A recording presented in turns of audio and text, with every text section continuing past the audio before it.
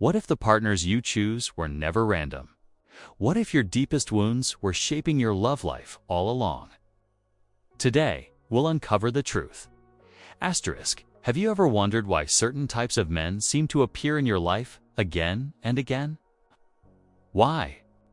No matter how much you grow or how aware you become, you still feel drawn to men who trigger the same emotions inside you, whether it is longing, pain, or disappointment. This is not a coincidence, and it is not because there is something wrong with you. It is because your deepest wounds, the ones you may not even fully see, are often shaping who you feel connected to. The choices you make in love are not as random as they may seem. In this video, we will explore how your unconscious mind, the parts of you that still carry old hurt, quietly influences who you are drawn to. Through the lens of Carl Jung's teachings, you will discover why the partners you choose often mirror your unhealed wounds and how understanding this can set you free. Stay with me, because once you see what has been driving your love life from behind the scenes, everything begins to change now.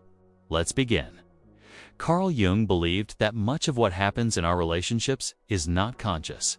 He wrote about the shadow, the parts of ourselves that we push away, deny, or cannot fully see. These hidden parts do not disappear. Instead, they often show up in our relationships, in the people we choose, in the patterns we repeat, and especially in the kind of love we seek. When you carry unhealed wounds from childhood, from past relationships, from betrayal or neglect, those wounds do not stay silent. They live inside you as energy, as emotion, as unconscious belief, and they attract what is familiar, not necessarily what is good for you, but what resonates with the old emotional blueprint you carry. In other words, your wounds choose. You may consciously want a healthy, secure, loving relationship, but if deep inside there is a wound that says, love means being abandoned, or I must prove I am worthy, or I only receive love when I sacrifice myself, then you will be drawn to men who confirm those beliefs, not because you want to suffer, but because the psyche is trying, in its own way, to resolve the wound through repetition. Jung described this as the compulsion to repeat. We are drawn to situations that mirror our wounds because a part of us hopes, this time, it will turn out differently. This time, I will finally be loved for who I am. This time, I will not be abandoned. This time, my worth will be seen. But unless the original wound is healed, the same pain repeats itself. The same types of men appear. The same emotional story plays out. The heart breaks again. If you have ever thought, why do I keep attracting unavailable men? Why do I fall for the same type of person even when I know better? You are not alone. And there is nothing wrong with you. Your psyche is simply repeating the emotional story it knows, because what is familiar feels safe to the unconscious mind, even if it hurts. This is why inner work is so powerful. The more you become aware of your own patterns, the more you can choose consciously. When you heal the old wound, when you stop needing a man to prove your worth or to rescue you from loneliness, something shifts. You stop being pulled toward what is familiar. You begin to be attracted to what is truly good for you. Jung also taught about the power of projections. We project parts of ourselves, both light and shadow, onto others. When you carry unhealed wounds, you may project unmet needs onto a man. You may see in him the father you never had, or the love you were denied, or the validation you long for. But the truth is, no partner can heal those old wounds for you. They can only reflect them back to you. So how do you begin to break free from this cycle? First, by seeing it, by recognizing that when you feel deeply drawn to someone who triggers your pain, it may not be love, it may be your wounds choosing for you. And that awareness alone is powerful, because once you see the pattern, you can begin to change it. Second, by healing the wounds within, not by chasing Love from others. Not by trying to fix someone, but by turning inward, by giving yourself the love, the worth, the safety you once sought from others. As you do this, your energy shifts. You stop resonating with men who mirror your pain. Now you start attracting those who reflect your healing. Remember this: the men you feel drawn to are not random. Your wounds, your unmet needs, your shadow beliefs, they all influence the choices you make in love. But those patterns are not permanent. You can change them. You can heal. You can reclaim the power to choose love consciously. In the next part of this video, we will explore how to recognize when your wounds are choosing for you, how to break the hidden cycles of pain and repetition, and how to open yourself to a new kind of love, one that honors who you truly are. Stay with me, because understanding this may change the way you see love and yourself forever.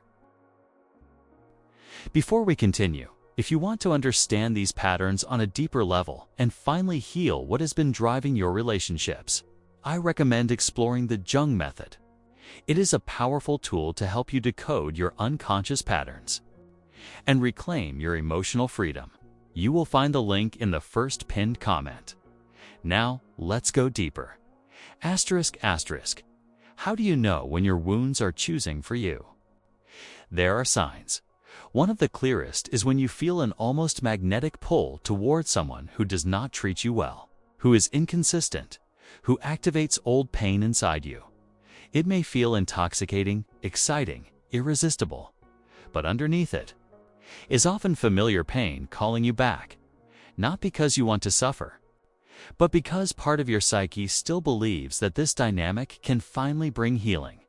Another sign is when you ignore red flags, when you see behaviors that you know will hurt you, but something inside convinces you to stay. You tell yourself, maybe this time it will be different. This is the compulsion to repeat in action. Your unconscious is still trying to resolve the old story, still seeking the love it was once denied. And this is not your fault. This is how the human psyche works. When wounds remain unhealed, you may also notice that you feel anxious when a man treats you well, when a partner is kind, stable, emotionally available. Something inside may feel restless or uncomfortable, because to the wounded part of you, that kind of love is unfamiliar. It does not match the emotional pattern. And so the psyche resists it. This is why healing is so important. Until you heal, you will be pulled toward what feels familiar, even if it hurts, and away from what is healthy. How do you begin to break this cycle? The first step is awareness. You cannot change what you cannot see. The more you understand your patterns, what they are, where they come from, the more you begin to reclaim choice. You stop reacting from old wounds.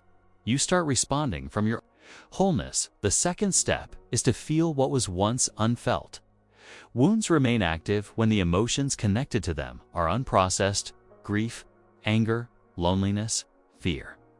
These emotions must be acknowledged, felt, and integrated, not avoided, not numbed, not projected onto a partner. As you do this inner work, emotional charge of the wounds begins to dissolve. And with that, the patterns begin to lose their grip. The third step is self-love. Not in a superficial sense, but in a deep, embodied way. When you truly begin to value yourself, when you meet your own needs for safety, worth, and love, you stop needing others to fill those spaces. You stop chasing unavailable love. You stop being magnetized to those who mirror your pain, and you start attracting those who reflect your healing. Carl Jung believed that healing the shadow is not about erasing it, but about bringing it into the light. When you own your wounds, when you stop hiding from them, they lose their unconscious power. You no longer act from them without knowing. You begin to choose from awareness, from clarity, from self-love, and that is true freedom. One of the most beautiful things that happens when you heal is that your attractions change. The kind of man you are drawn to shifts. You no longer feel that magnetic pull toward chaos, toward pain, toward the familiar wound. Instead, you begin to feel drawn to stability, to kindness, to genuine love, because now your inner world has changed and your outer world begins to reflect that. It is important to remember that this is a journey, patterns that were formed over years, sometimes a lifetime. Do not disappear overnight, but with each step of awareness, with each layer of healing. The old story loosens, and a new story begins. A story where you choose love from your wholeness, not from your wounds. A story where you no longer chase unavailable men, but stand in your worth.